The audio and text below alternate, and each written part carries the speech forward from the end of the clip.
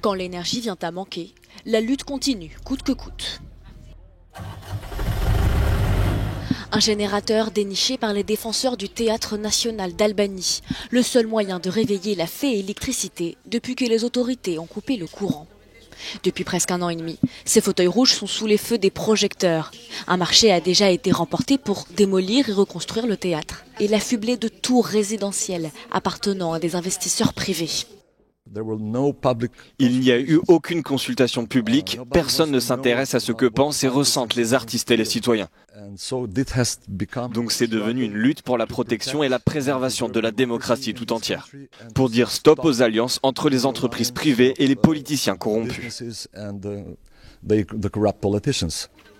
Le mois dernier, artistes, professeurs ou retraités ont entamé un sit-in pour empêcher le chantier de démolition.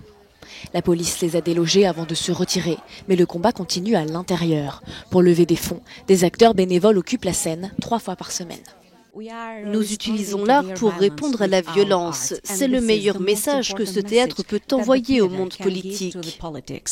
Sauf que le monde politique, lui, met en avant les artistes albanais à la recherche de nouvelles scènes.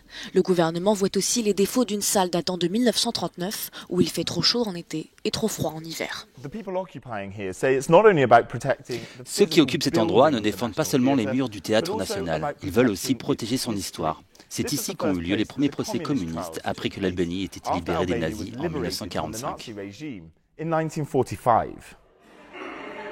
Le projet s'appuie sur une loi spéciale votée il y a 1 an qui facilite les partenariats publics-privés de ce genre. Selon l'opposition, le texte permet des processus trop opaques, une atteinte à la libre concurrence des marchés. Nous avons rencontré le Premier ministre albanais. De son point de vue, le gouvernement se met en conformité avec les accords passés avec l'Union européenne en vue de devenir État membre un jour. Ce processus a été examiné par la Commission européenne qui l'a déclaré conforme tant qu'il respecte la concurrence.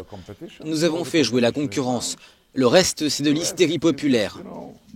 Pour l'instant, la date de démolition n'est pas connue. En attendant, le débat autour du Théâtre national est devenu hautement symbolique et va perdurer bien après le dernier tombé de rideau.